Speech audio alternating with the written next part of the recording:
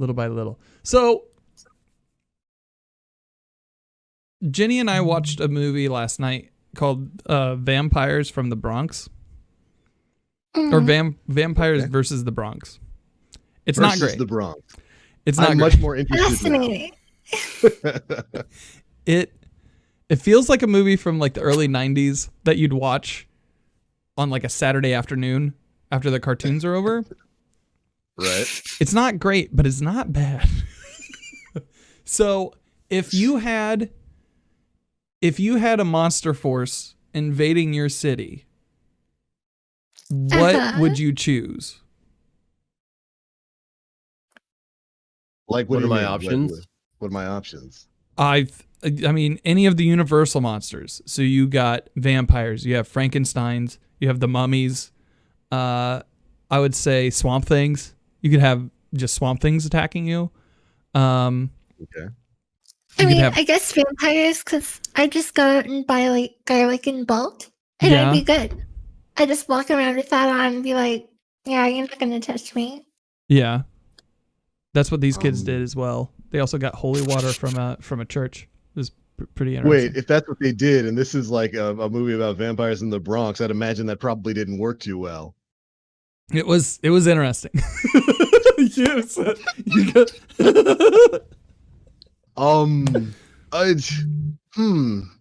So just monster movies? Yeah, just monster movies. Whatever you'd want.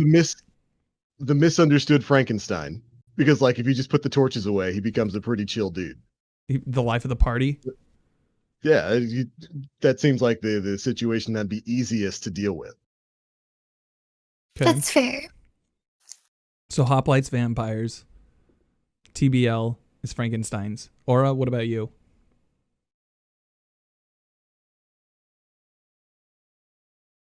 I don't know. Like, that's a really difficult question that I was not prepared for, and I read up on all the Bungie stuff that was going on. So like, I'm kind of well. I'm trying to tie it in.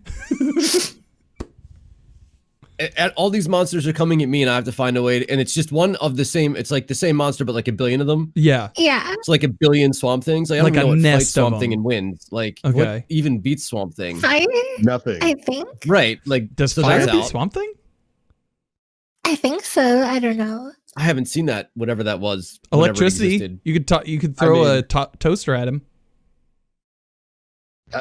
I mean, I feel like Hoplite's got the strat. You guys already took the good answers. Now I'm just like screwed to deal with Swamp Thing and Mothra and like whoever else is coming in with this invasion. I'm probably just dead. I'm probably just dead. Yeah. So you join the undead then. Yeah, I guess I'm the first one to die. There, he is the walking. I go for a walk alone. I'm like, I'll be right back, you guys, and then like I stumble on a trash can lid and lose a fight to a raccoon, and then you guys like find my body. Green Day's Boulevard of Broken Dreams plays in the background. I walk this on the road. What happened to Aura? I'm just glad it wasn't me. I don't know. Green Day started playing, and he started walking by himself, all undead and shit. Yeah, he heard the song and just suddenly decided to take a stroll down to the park. Oh man, I think it would be funny to see my city ransacked by Yetis. I think that would Wouldn't it be too hot for them though? It would be fairly warm, so they'd be shaved Yetis. Yeah. They'd have to shave before they came That's down. terrifying. What does a shaved Yeti look like? Really quickly though, if we're doing Yetis, why not do like Sasquatch? Right? I mean, like, Sasquatch.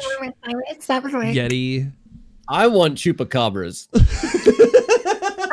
If we're going this direction with it, it can be anything. I want to, chupacabras too. I mean, that could work. There's not a whole lot of goats around here.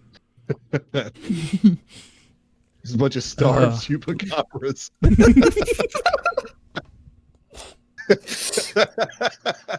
Oh my god.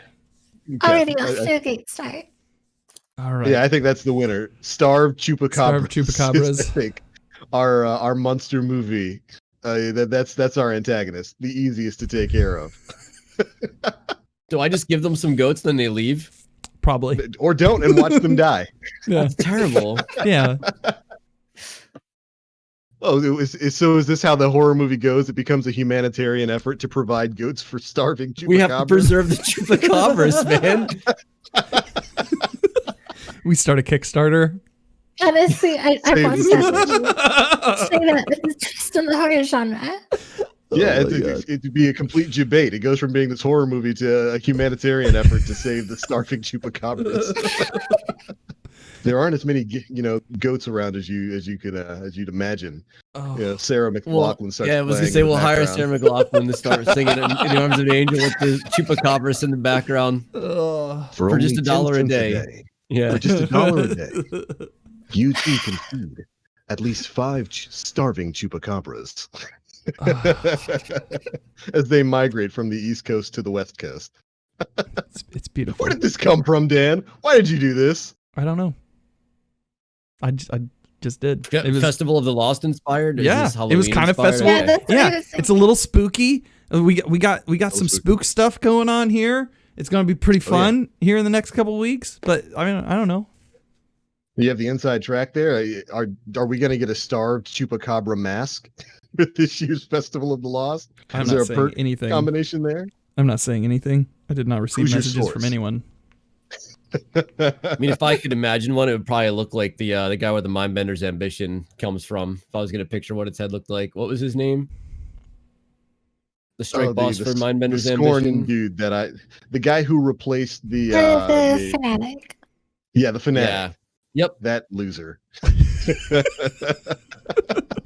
Look, when I see his strike, it's just Exodus Crash 2.0. That's what his strike is. It's about as long. It's the same. Yeah. It's just time-gated health-gated nonsense. That's all I think when I see that man. Gross.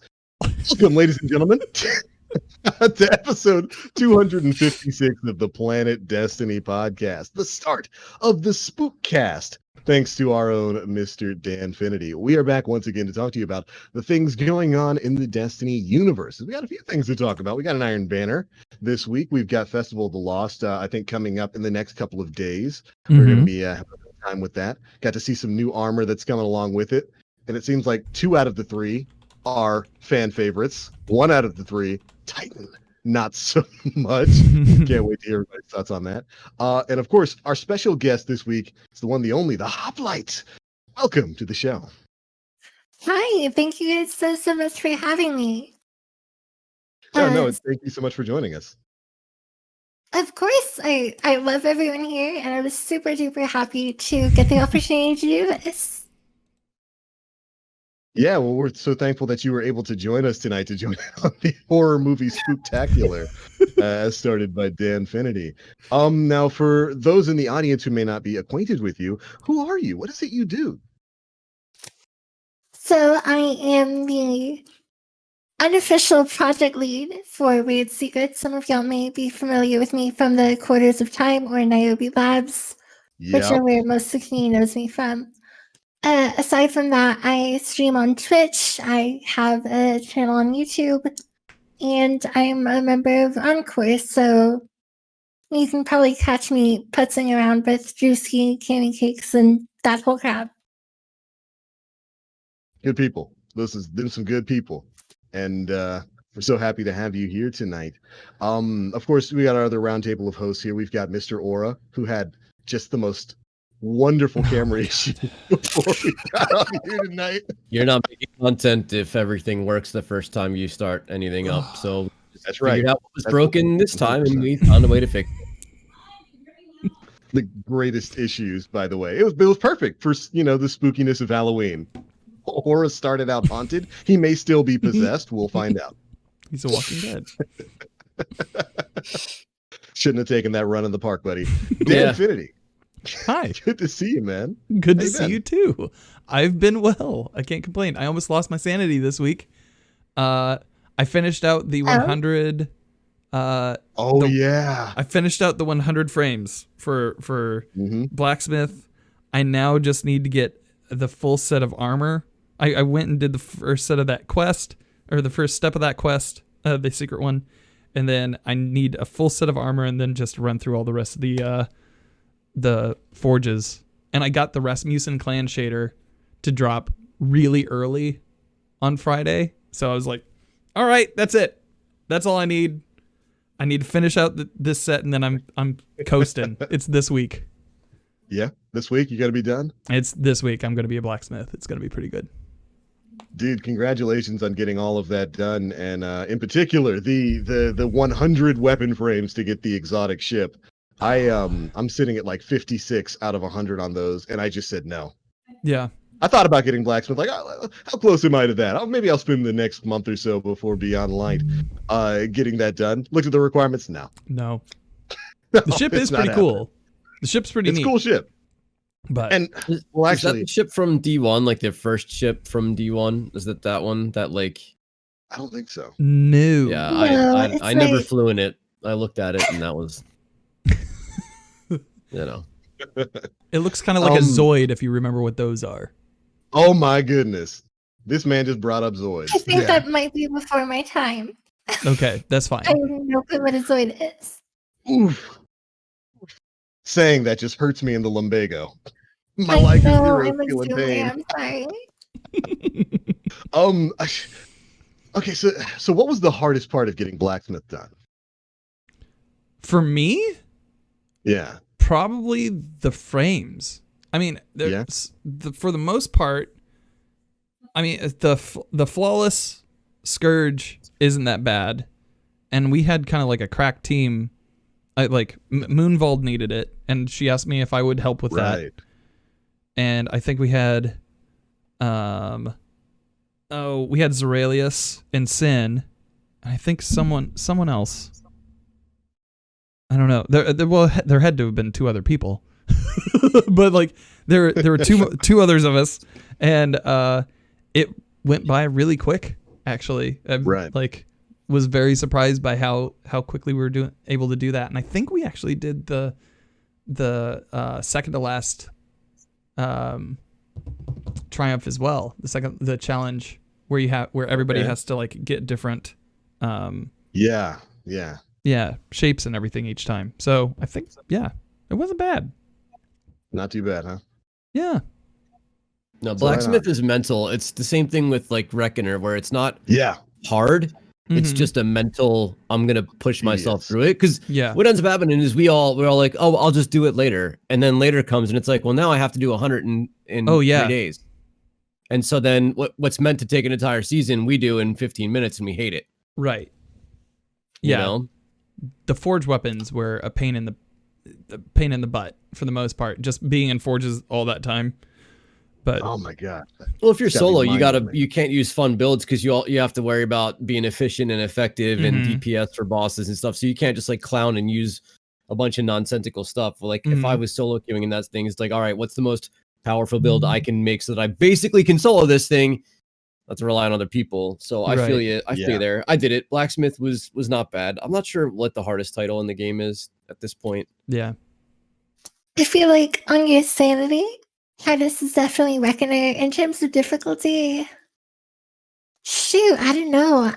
I feel like it would be unbroken right now, just given kind of like where the comp playlist is at. It's very difficult to get in there and get your 3 legend ranks. At least as a solo player. Yeah. So what is your favorite title that you've gotten in your time in Destiny? So at the moment, I only have 3: Riven, Spain, Savior, and Flawless. And I feel like Savior, just because even though there wasn't much involved with that, though it was a super cool story. That was the season that I made most of my friends and stuff in the community. So that one, of course, has a special attachment. I was gonna say, aren't those like 3 of the harder titles to get? Riven, Spain, and Flawless. So I'd say it was just like a free one, but I knew I wanted it. How about y'all? And I know Savior. That was you got Savior, right, Aura? Because you wanted the emblem or something tied to it. Was it Savior? I got Undying because I wanted the seal, the bungee pin or whatever. That's my favorite It's not my favorite title because I hated everything about Season of Undying. It was like I hated it. But that seal and that the emblem itself for the Triumph seal, because it's Vex related and I just love the Vex, is like beautiful to me. So like that's why I grinded it. If it wasn't for that, I probably would have said no. Like I never would have touched it. So for me, I think that's my favorite, like visually speaking, because it's the Vex, I don't even know, like the Gate Lord head or whatever. Yeah. I mean, I'd say my favorites are like Wayfarer or the Moments of Triumph because I slept walked into them. I just got them from normally playing and didn't have to do any grinding because I ain't got time for that. Or Dredgen. Dredgen was one you could sleepwalk into getting. So I like those. I think almost everybody's got Dredgen now if they played it all during that period of time. I like the idea of titles.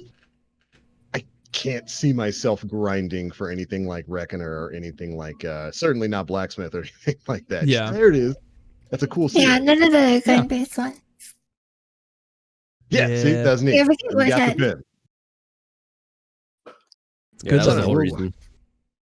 I know another one I'm going to sleepwalk into is the one for the current season of Arrivals. I think pretty much everybody is because it was pretty easy to get the challenges for this season done as long as you were just even passively playing the game.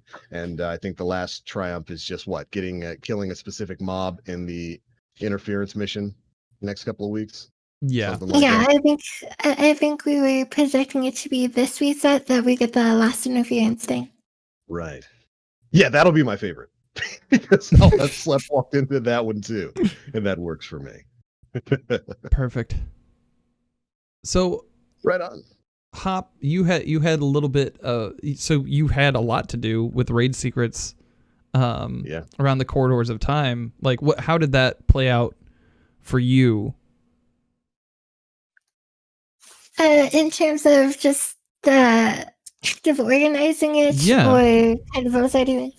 Yeah, like what was your role? Like how did your work help to bring it about? So glad Chevy, at least those two I knew from Niobe Labs, because we were working together and trying to solve it for that period of a few days with the trees and overthinking everything. So quarters of time rolls around, they realize, hey, there's another puzzle. I get a message from, I think, Glad saying, hey, I need you to come over to our Discord. And this was like the third time that I had to do something like this. So immediately I open up like Excel, start creating a bunch of, I create like this massive spreadsheet and say, okay, we're going to put all our data here. Let's start talking this through. And it was either 12 or 24 hours in.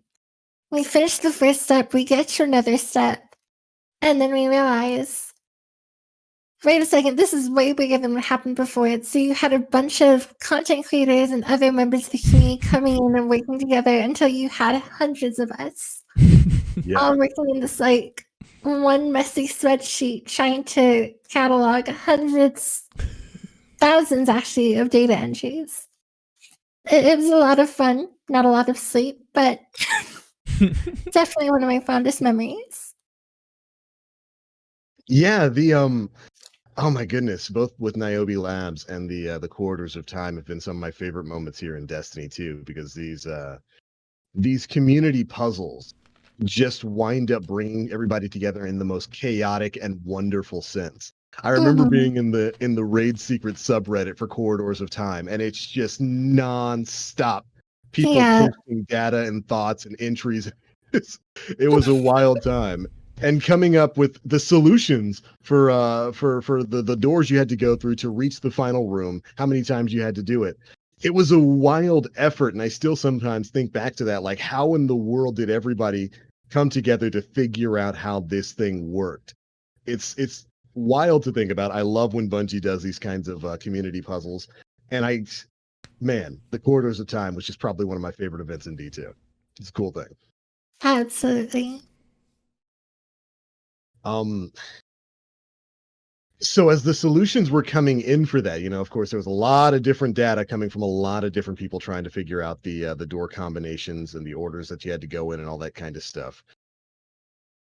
What was it like to finally get some of that stuff right? Because you're absolutely right. It was thousands upon thousands of different combinations that everybody had to try. And ultimately, upon getting to the end, I can't remember how many times you had to go through it. It was like, what, 20 something? Something like that. It was, I think it was like 30 different door combinations to get to the end. And so I talked to one of their backend developers who worked on the creation of the puzzle afterwards, and there was like 5,500 pieces, I think, something in that ballpark. And essentially the solve went from, first we found 2 pieces that interlocked, and I think it was sometime early in the morning. I know Dado was moving right after that, so we were talking that night, then he had to go and he was gone for the rest of the puzzle. Then in the morning, we kind of realized, wait, we have 2 pieces that match together. Then it became 4.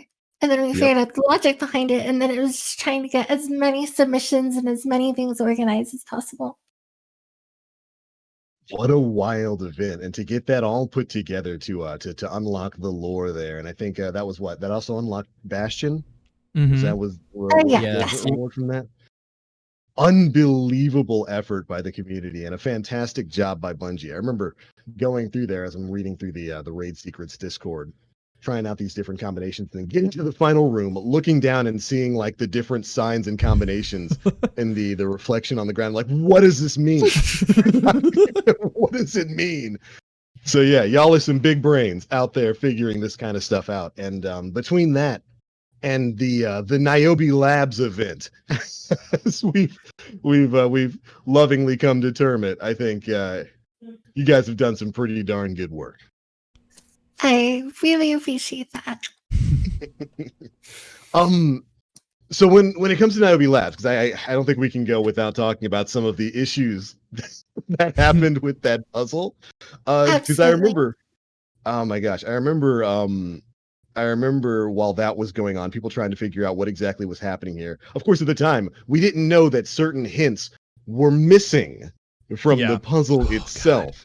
And I remember like I see it, the name of it there in chat, Brocelion or whatever, the name of the enchanted forest. It was supposed to refer to standing on tree or something like that. How was that process when you have a puzzle that was as complex as Niobe Labs, that has built-in kind of hints to it, but the hints were missing, and we still somehow managed to brute force through that? What was that process? So the irony is, even though the hint was missing, so the 6th one was just relatively simplistic. It wasn't well explained, but there was nothing missing. That was just stand on trees, and we were stuck there overthinking it for days until Ninja went, hey, what if I just stand on trees and shoot the thing that's associated with France? Yep. And it worked. So then I get to phase 7, and this is where I got the moniker spreadsheet clean, because I created a massive spreadsheet with every possibility and idea we would come up with and sent people to start testing it. The funny part is, we did test the correct solution, but whoever tested it did it incorrectly, and so it came back with a negative. So we went on for another 2 days thinking, no, that wasn't the answer. Ooh. That's wild. Oh my God, I could not imagine what that would be like, because it's a similar kind of situation to the vault in the Last Wish raid, where like it's a very similar thing of trial and error. Yeah, just trial and error until you figure out the right combination. And to think it was so simple as just standing on that simple and shooting with all the crazy things people were trying for 2 days straight is nutty. But I loved it. It was great. I greatly look forward to other puzzles and things like that in Destiny's future. And like, man, with Beyond Light coming out, I can't even imagine what type of community event they would throw into that. I can only hope that it's as crazy and chaotic as at least Corridors of Time. Right. I'm extremely excited for what they have next. Yeah, oh man, I could imagine so many things with like the Deep Stone Crypt. There's probably a lot that they could do with that area or location or whatever it's going to be when Beyond Light drops. And I guess speaking of, we've been talking a lot about Beyond Light, the new subclasses and all the kinds of stuff that we've learned about. over the last couple of weeks, we are, about a month away from the release of Beyond Light itself. Hoplite, how do you feel about the upcoming expansion? What are you excited about? So, if I'm honest, with so many things happening in November, Beyond Light, I was definitely excited for it, but it had kind of fallen to the back burner with Cyberpunk and Watch Dogs and stuff. But as we get closer, I find myself anticipating the inclusion of a new element and the new mechanics that's going to bring, because this is the first time we've really seen A, crowd control, and B, a priming system where you have to freeze before damaging. I think it's going to add a lot of really interesting new systems to the game. Not to mention how cool Europa looks as a destination, which looks phenomenal. What was the last game we played where priming was a thing? Was it Anthem? Anthem, right? Yeah. It was Anthem. Yep. Interesting. Look, so didn't Cyberpunk get pushed back as well? Didn't they release a statement saying that it wasn't going to be launching the same day? I could have sworn I read or saw that somewhere where they had said. So November, Cyberpunk is launching the week after Beyond Light. Okay. It was originally planned for September, then it got pushed to a week after Beyond Light. So essentially, for me, the schedule for the fall is so I got one of the Elusive Series X pre-orders. That's coming in on the 10th. Beyond Light, I'm going to be streaming for that week and prepping for the raid race. Then hopefully World's First is the first week. If not, I'll just keep going to the second week. And then as soon as World's First is over, jump into Cyberpunk. Not a bad plan. Not a bad plan at all. And wait, so the raid is launching week 1 of Beyond Light? So we don't know. We're thinking unconfirmed. The guesses are either Saturday of week 1 or Saturday of week 2. Okay. Yeah, I'd say based off of prior history with like Forsaken and Shadowkeep, that's probably a safe bet that raid will be like a weekend launch or something like that. So I don't even know what the process for preparing for a world's first raid run is like. I never do it, and I can't imagine what all you have to do to be ready for that sort of thing. Stack bounties. Start on your lowest. Start on the character you're not going to run. Yes. And swap weapons over to the next character, and so on and so forth. So like your main character should probably be the last one you run. It's a lot of running your powerfuls and saving them for your pinnacles. It's a lot of not doing a powerful until you've reached your nominal gear score. So like do an activity and get a bunch of blues until your level is whatever 1062, and then do a powerful to give you a bump, and then same thing. So that no matter what happens, it's a lot of controlling fate. It's a lot of hours. It's a lot of grind time, and it's a lot of math. Before Hoplite, who knows way more about this than I do, tells everybody the real secrets. Bungie's kind of under the gun for not releasing the date of the raid yet, because this game is predominantly played by grown people who have jobs and have to request time off, and so a lot of us, especially in today's situation, we need even more advanced time to notify people whether or not we're going to be around. And so Bungie's kind of catching a little bit of heat with not giving the date yet. I've seen a number of people who they already took off. They're like, this is my gamble. I'm going to take off because I have to let people know like a month or two in advance. These are the dates. And if it's not it, then I'm not going to be part of a world's first run. So just wanted to get that out there beforehand. Like they're definitely under the gun to release that date. For sure. I think part of the reason that they're kind of hedging on when to release that release date is I think until players kind of get into the game, or at least right before launch, they're not going to have a clear idea of power progression, how players will react to it. They need more data before they can say, hey, look, players are going to be ready for this power level at this time and they can launch. So I'm hoping that they break from pattern and release it at least a few weeks, maybe like a week or two before the DLC drops. But I think at this point, it wouldn't surprise me if they don't know either. Yeah. Do you think that anti-cheat has anything to do with why they haven't released a date yet? I think that moving to the new system, which in missions and in activities looks at physics, is going to help with anti-cheat, but I don't think that anti-cheat is going to be like a separate thing. I think this is going to allow them to continually evolve anti-cheat over the next 6 months, the next year. Yeah. I'd certainly hope so. There was also some doubt cast as to whether bounties would actually play as big of a role as they have in the past. The French community manager, I forget what his name is. Epion? Yeah, Epion. Someone had asked him to clarify whether bounties would carry over or not, and he's like, "We will be addressing that here soon." And they've talked about, at least I think Luke Smith talked about in one of the director updates, how bounties would be reequated.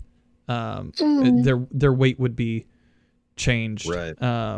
They wouldn't count as much as activities would count compared to, right. You know.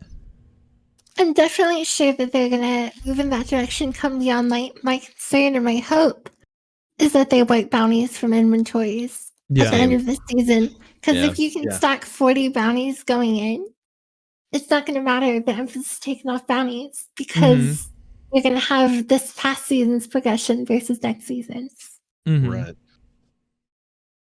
Well, and I'm sitting at like 1 million experience going into it. So I would like to know.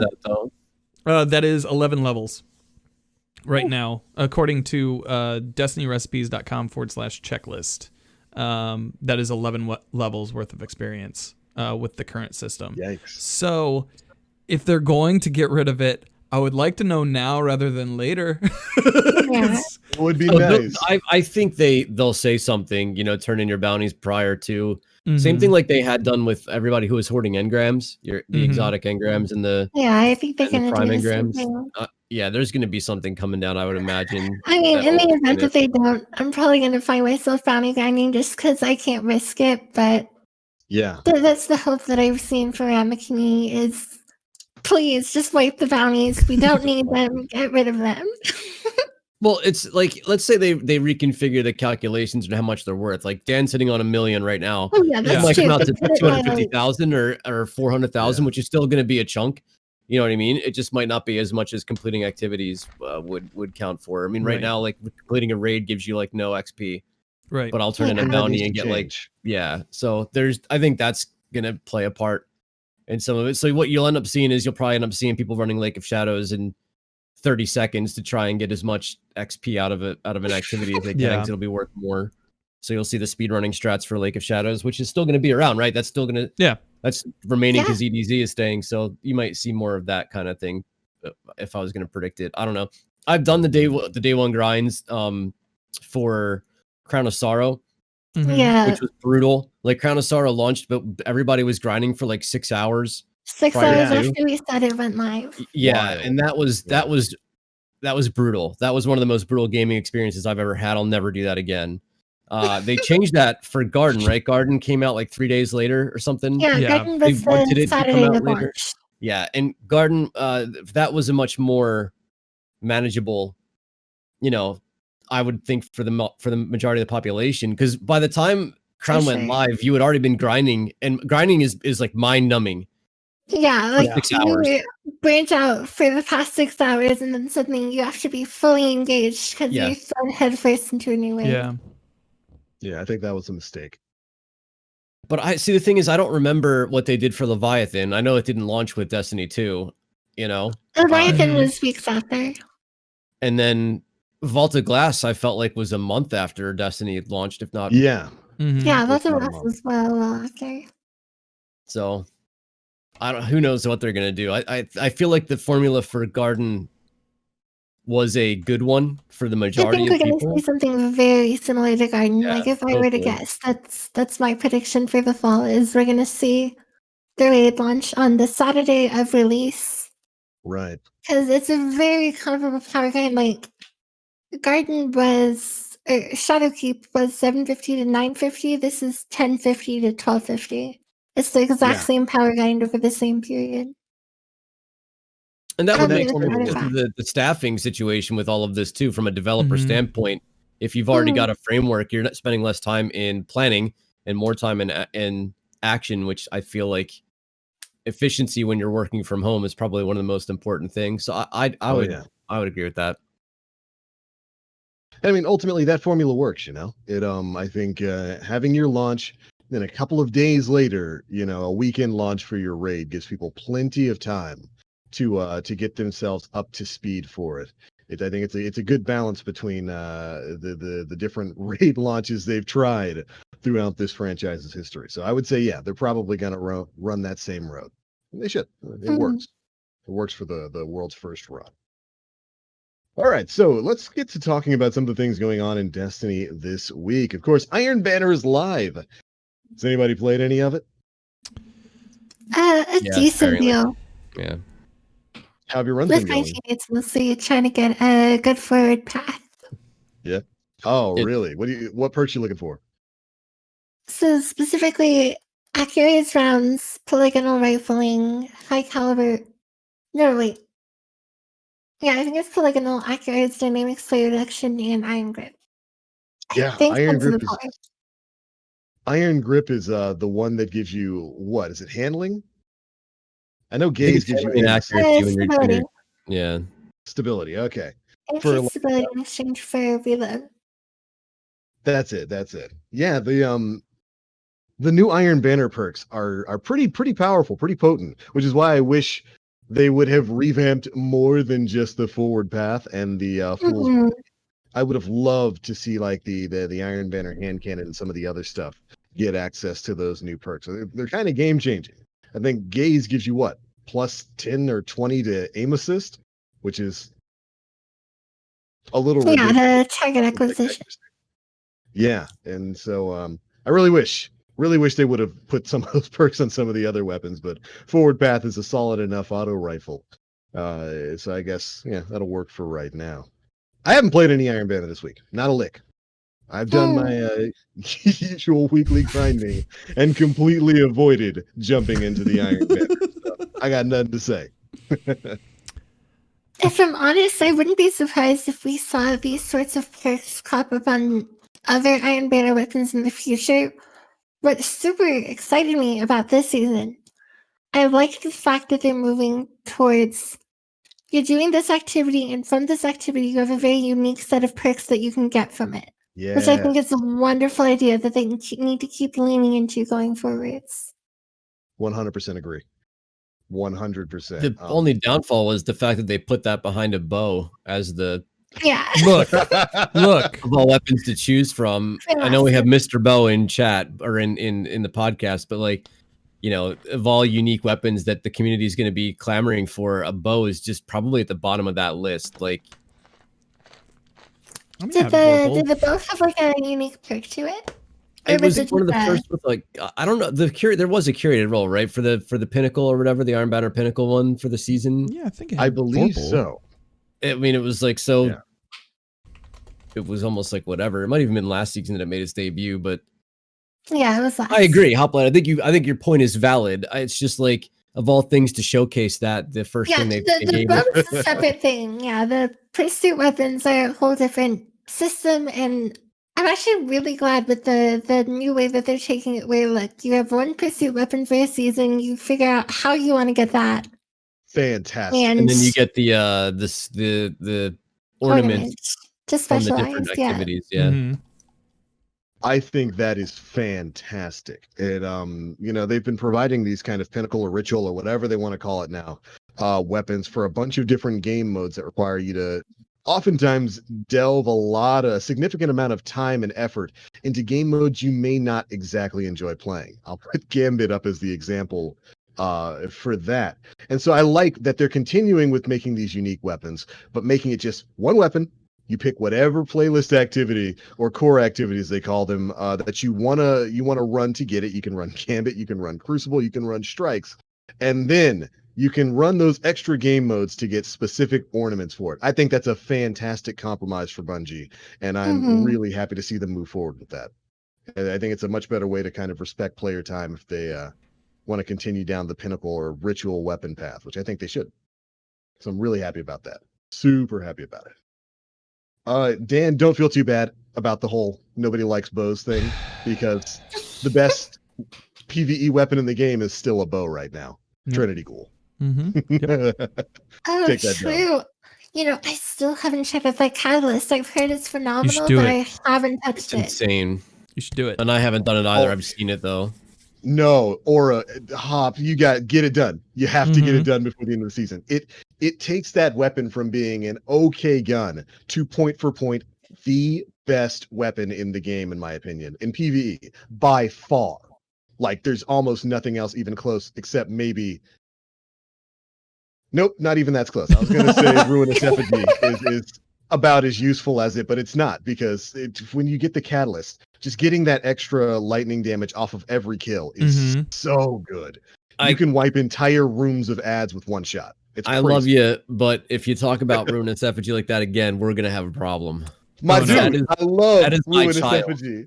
I would love to say, so this, I hate to meander, but this season's exotic design, from the Catalyst with Triangle to Traverse Chosen, Ruinous Effigy. Some of y'all may have seen like last week, and for the past week of streams, I soloed Kali with Traverse Chosen with like a cool build I came up with that. The exotic design this season is on point, and I have loved every single one. I ran a raid with Hoppy like yesterday, running Mountaintop Ruinous Effigy the entire way. Was it yesterday or the day before? I don't know. It was Hop and I. Yeah, we ran Last Wish, and I ran Mountaintop Ruinous Effigy through the entire thing. Yeah. It's so good, man. Like we've talked about this. I think we even had a big conversation about this last week or so. The exotic design for the past couple of seasons has been absolutely amazing. These are weapons that are unique. They provide their own benefits. They are exotic in every sense of the word, and I think Ruinous Effigy embodies that almost more than any other exotic in Destiny 2. It's just such a crazy unique weapon that has so many benefits to it. I love it. And I'm really excited to see what they're going to be doing with Beyond Light, because it's good stuff. And Hop, as a matter of fact, I know you experiment a lot with some Traveler's Chosen builds. Do you have a favorite one? As far as how to use Traveler's Chosen? So there are two builds that I have. One is centered on Chaos Reach, where I kind of ran over it. We're using Charge with Light in combination with Ashes to Assets and Crown of Tempest. But you're generating your Chaos Reach in under 30 seconds and just constantly throwing it out there, refunding it, throwing it back out. It's so much fun to mess around with. And then the second one is centered around DPS, which is for Golden Gun and Celestial Nighthawk. Yeah. It's basically the same build, but tuned down a little bit. Yeah, oh my gosh, the Chaos Reach build is so good. Being able to have a super that's as powerful as that, and in such a short amount of time. And I ask you to bring it up because we've got somewhat of an unbeliever here on the show in the Traveler's Chosen, as I recall. Mr. Aura from last week, you had some choice words for Traveler's Chosen. Put some respect on it. It's a sidearm. I totally understand that. It's really strong.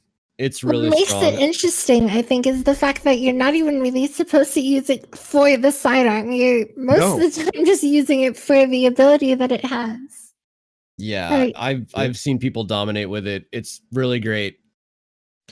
You know what I think sorry. No, go ahead.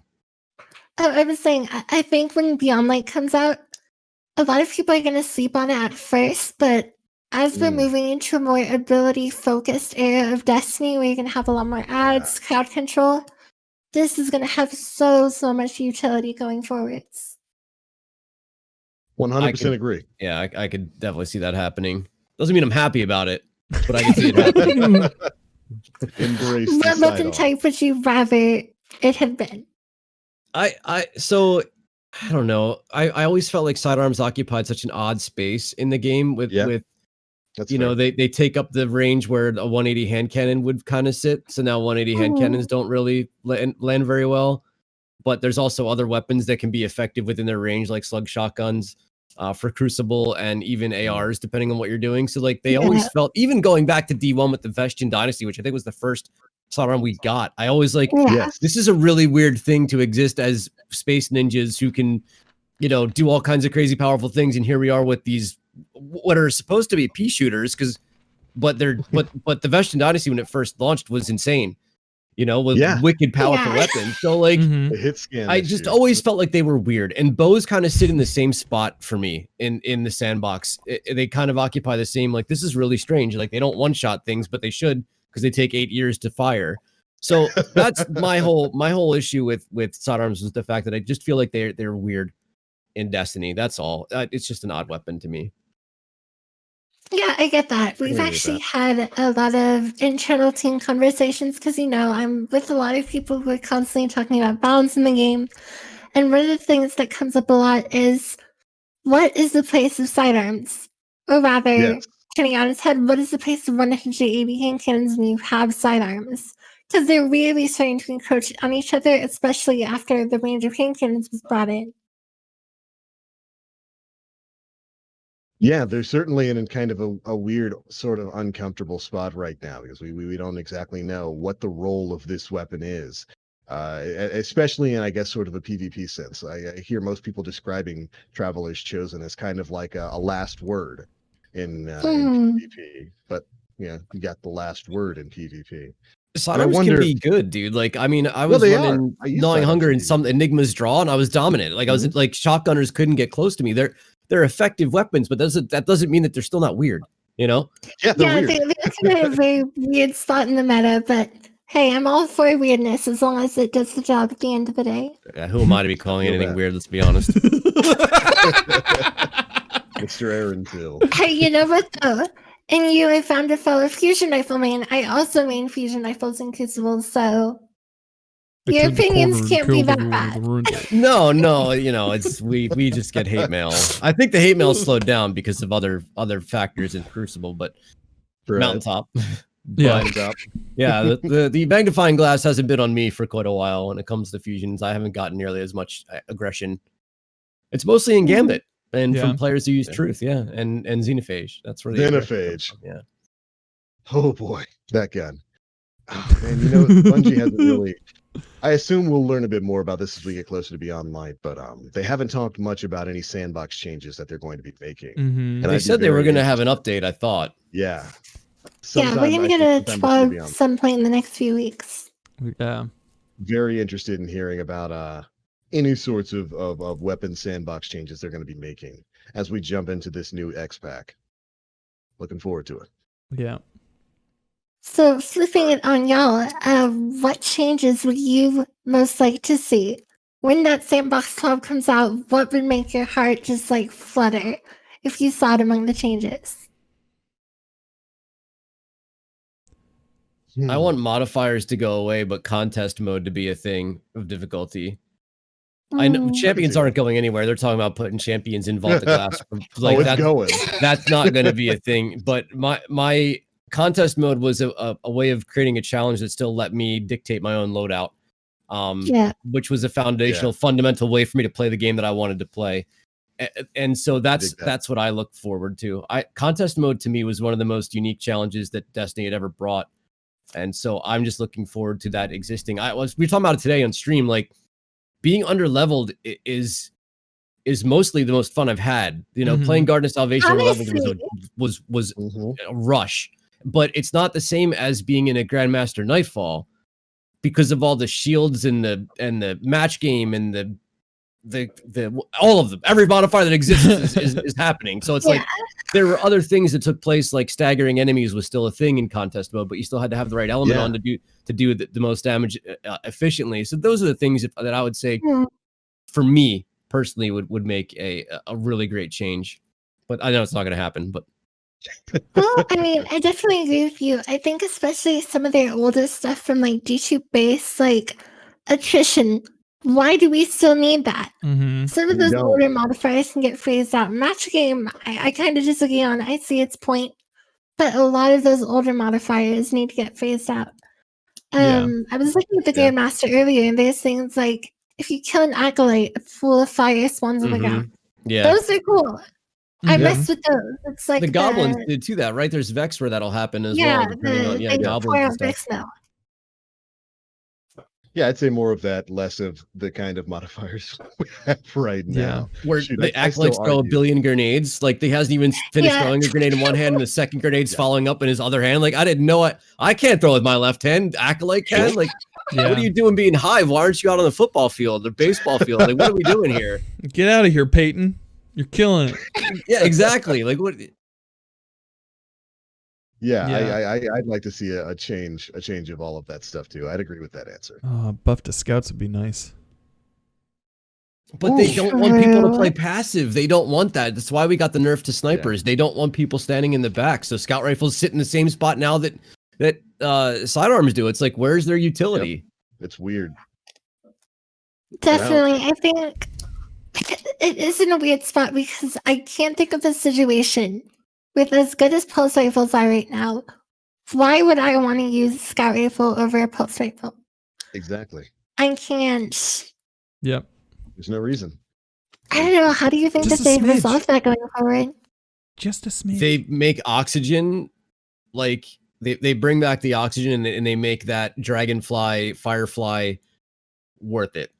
What's its scarf version named? Like they make it like Fatebringer The in D1. scarf Like that's what you do, you know? I understood that, Dan. I understood that reference. Thank you. I didn't get it. Sorry. It's just oxygen with a scarf. What is oxygen with a It'll be the scarf? pinnacle in 3 seasons.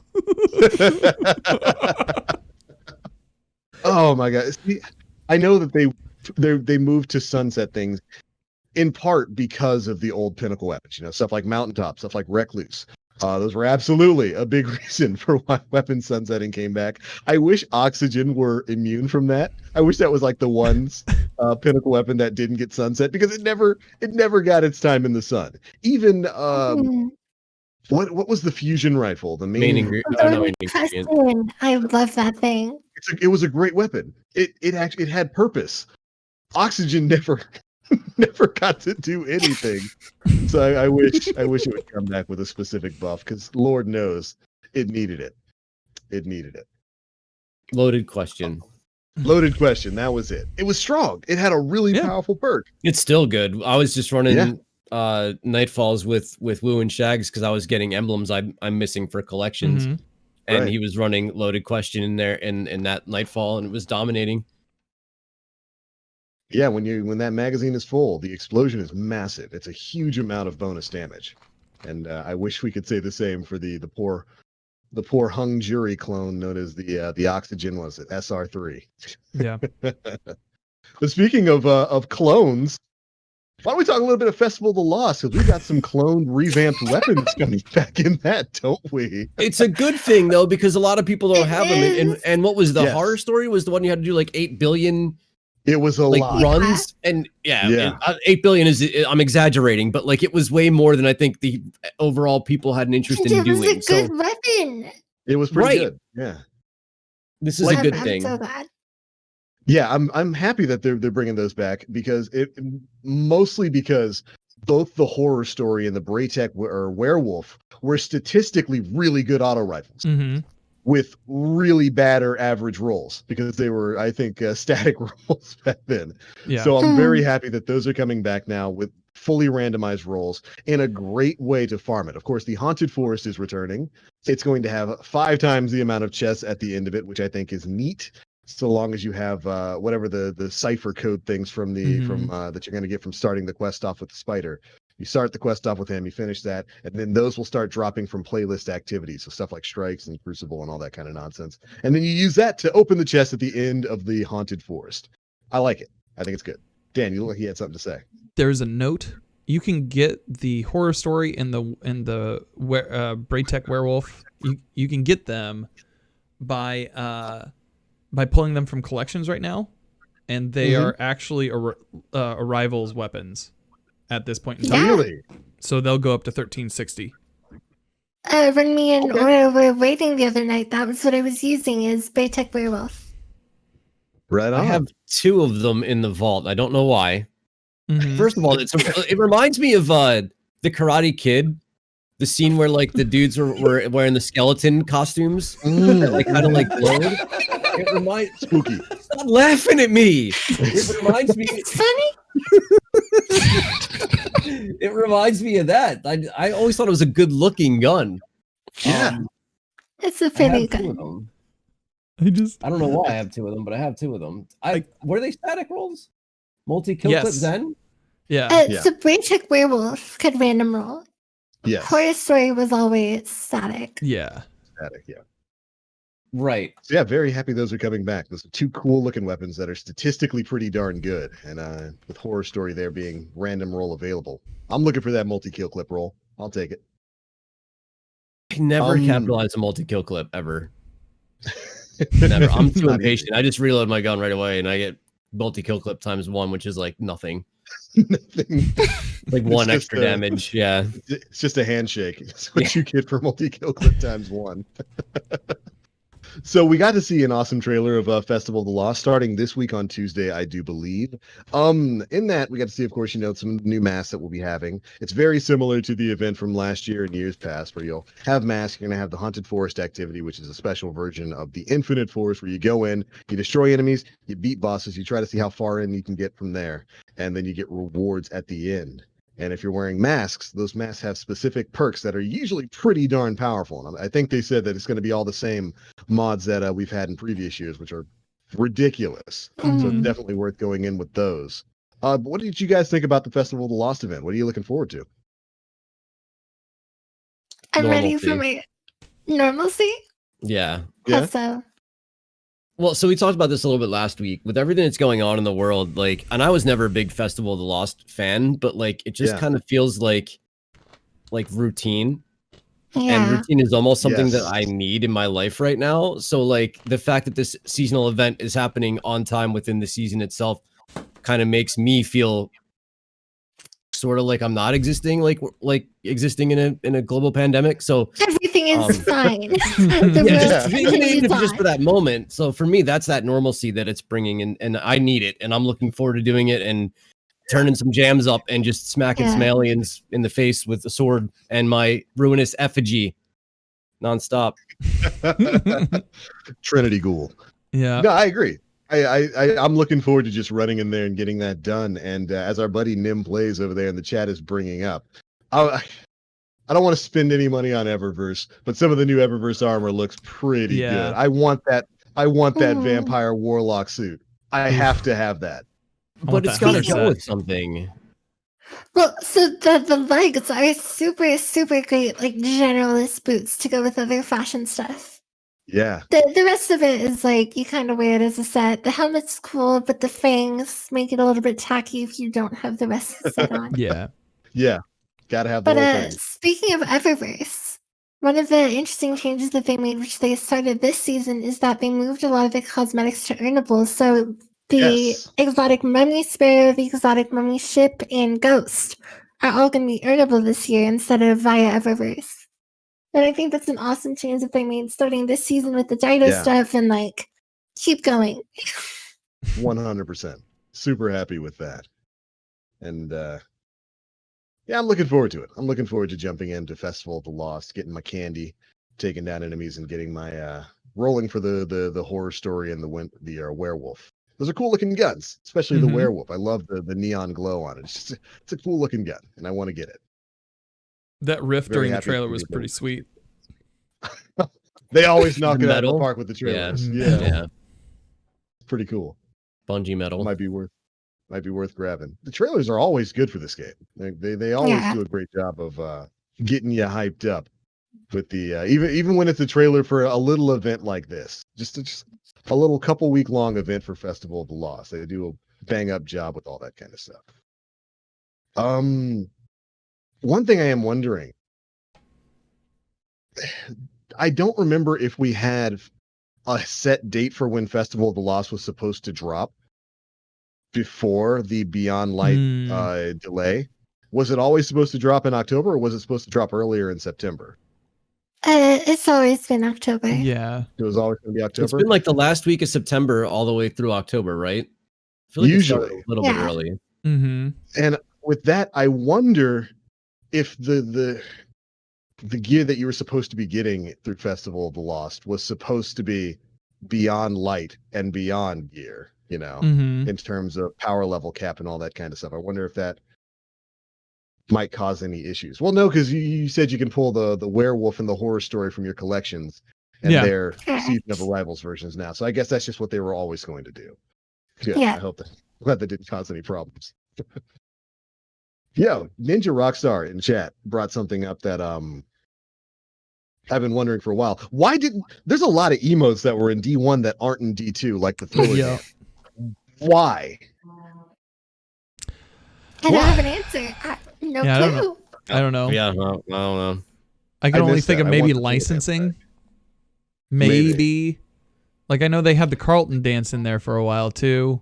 Yes. But then he started like after Fortnite got it, he's like, I'm gonna sue everybody's got the Carlton dance. So I don't know. I Maybe don't they think that went anywhere. Yeah. I'd love to have that back. There were a lot of cool emotes in D1 that kind of missing here in D2, but who knows? We'll see. Yo. Well, all right, is that everything about Festival of the Lost anybody wanted to talk about? That's pretty much it for Festival. I think. Mm-hmm. One last thing, the Frankenstein set for the Titan does not deserve the hate it's getting. It's actually pretty. Why are you lying? I mean, okay, it looks a little bit chunky, but Chunky. other than that, I think it's a cool set. Who doesn't love a little Personally. chunkiness? Yeah. I mean, it just looks like somebody like was just started using a soldering iron.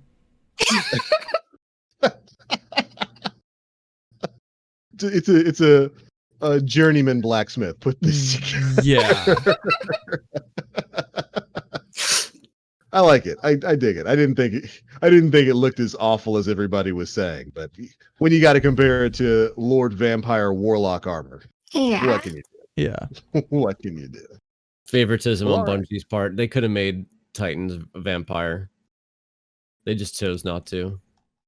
Well, if I think it's jealousy because of the Guardian games, honestly. If I was going to Ooh. no. Stop it. Nope. Not allowed. Look, Titans, y'all got your tiny little statue over that we shoved over into the corner of the tower. Drop it with the complex. Yeah. I told you they were mad about it. I told you. Yep. I told you they were mad. Compensating for something? Mhm. I think the only other thing that we have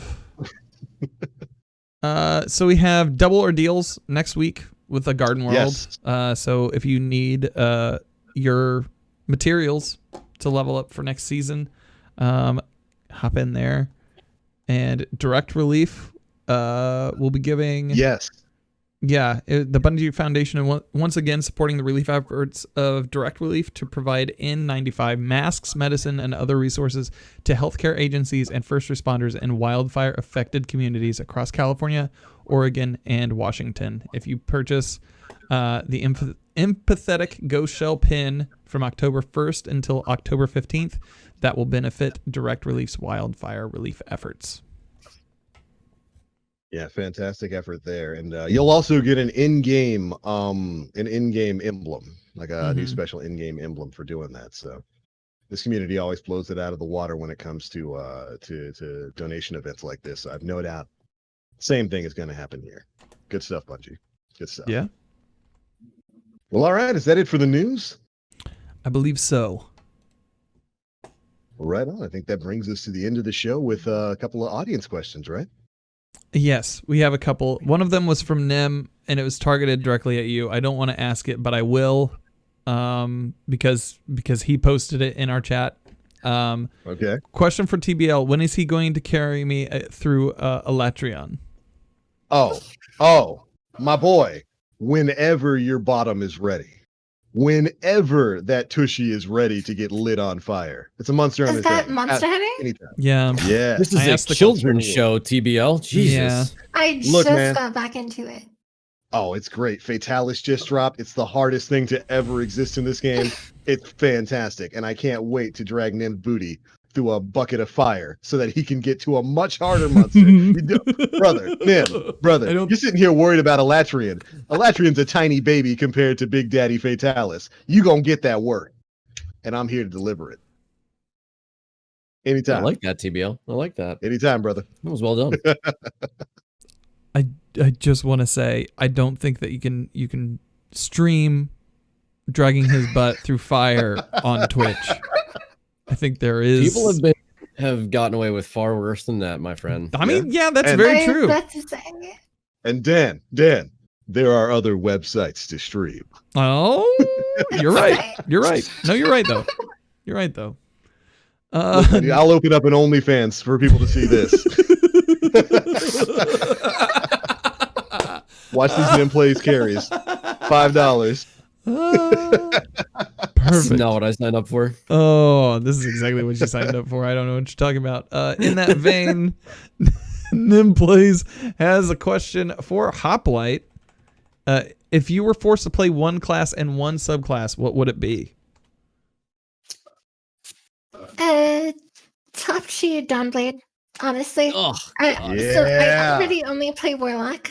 To be clear though, the reason I picked it is I've actually been using Top Shield Dawn all the way back since Crowd of Sorrows World First, where I started using Overwhelm because I felt like it was easier to dodge the odds and throw off their tracking when playing in the air. Right. And then from there I took it into Crucible, and then it got buffed, and then since then I've just stuck with it for pretty much everything that I can. I dig that. The next question comes from Ninja Rockstar. When Vault of Glass returns, do you think we'll also get back the OG Exploding Sparrow Super Boost? Oh, I hope so. Wow, I forgot that existed. Yeah. The overdrive where you hold the boost for too long. Oh man, my brain just blew up from that. That is incredible. Wow. I don't know why. I mean, I don't know why I'd want that. I'd blow my Sparrow up just running into rocks and stuff. Oh, yeah. I hope so. I'd love to blow myself up and see what sort of strange positions my Guardian ends up in after ragdolling. Yeah. I'm cool with that. Oh, absolutely. I miss that. I haven't thought about that in ages. Which encounter would you want it to drop from? Sparrow? Yeah. What did it was it was an Athean drop before, right? I think so. I'd just keep it the same. Yeah. Well, or we could always turn Gorgons into a spare encounter like Scourge. Through the Gorgon maze on your spell? Oh, yes. That would be nice. right. No. Like, that was my No. awful. But You gotta funny quietly idea. hover. Slide past them. People You can't can walk either- past them. You think they're gonna no, How is it Gorgons that you can have found their either prey. have like that you can either hover past and try and stealth, or there's like an extremely precise SRL type track where you can just Yeah. gun it and Yeah, get past all the boost Gorgons through. before they can reach you. Oh, I hope Oh, they that'd be change all the great. Gorgons. I hope they change the Gorgons like positioning and pathing. Would they be NASCAR like Jeff Gorgon? All right, I'm moving you out of the call. I didn't sign up for that.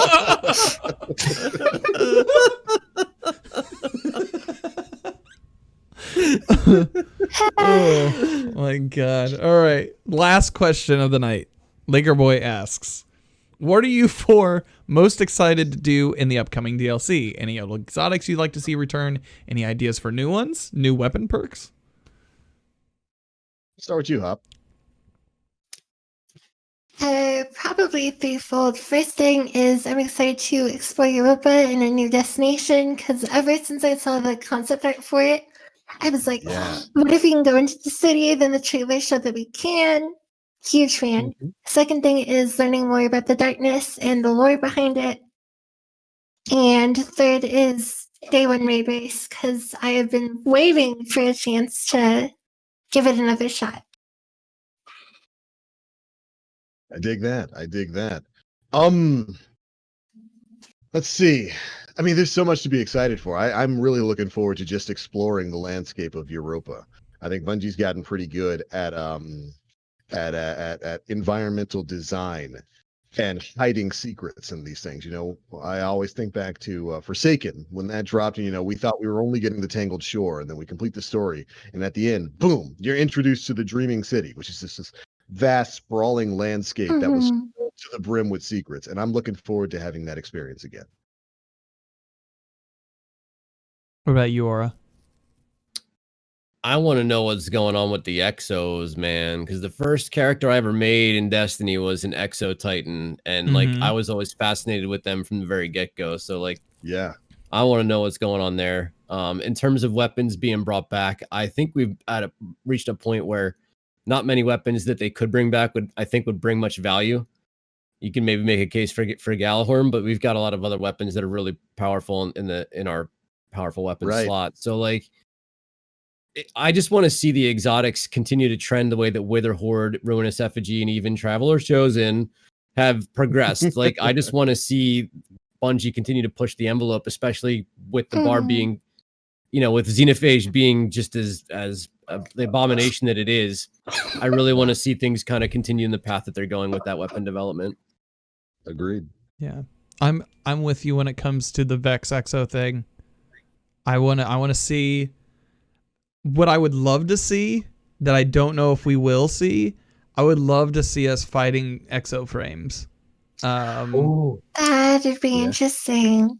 I would like give an exo frame the ability to kind of shift the way that Vex do.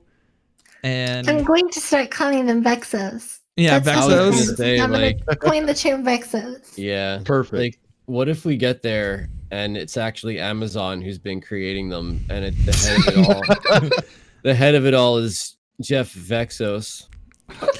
Oh no. Okay, we'll allow it when Hoplite does it, or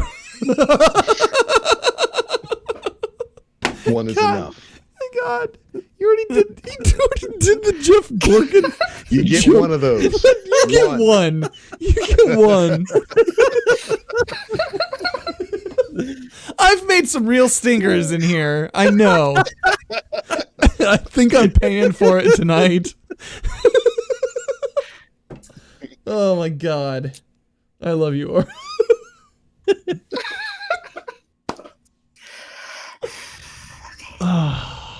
It's all good.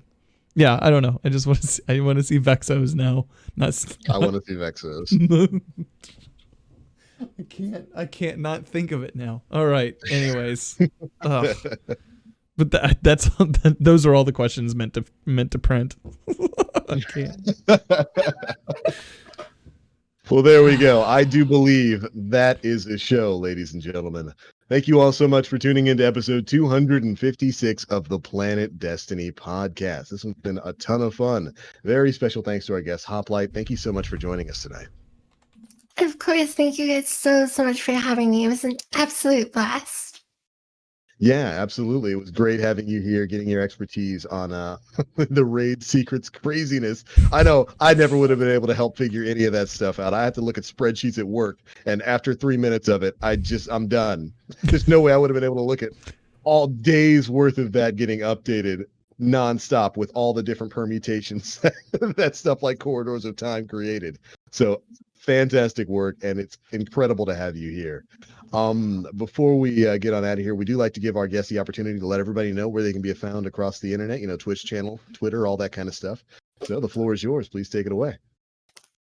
Yeah, you can find me over at twitter.com/hopliteplays, twitch.tv/thehoplite.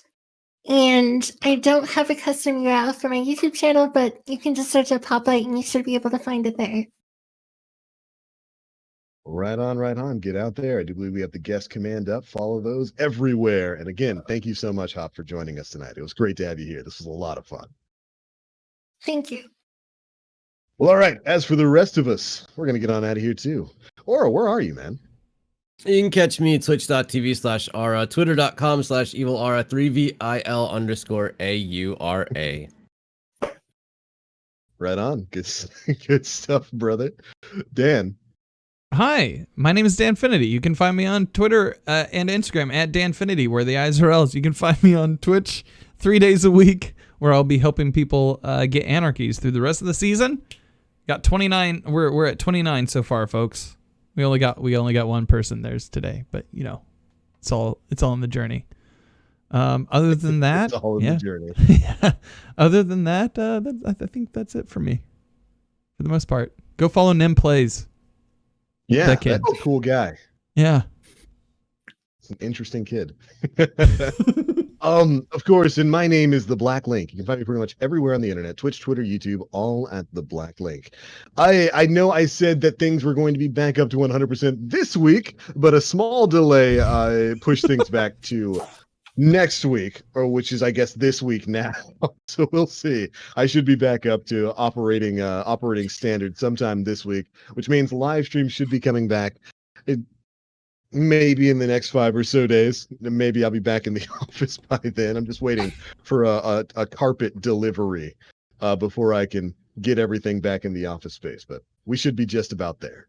But all right, everybody, that is it for episode 256 of the Planet Destiny podcast, your guide to this week in Destiny. Thanks so much for tuning in. We'll catch you all next week. Bye, everybody.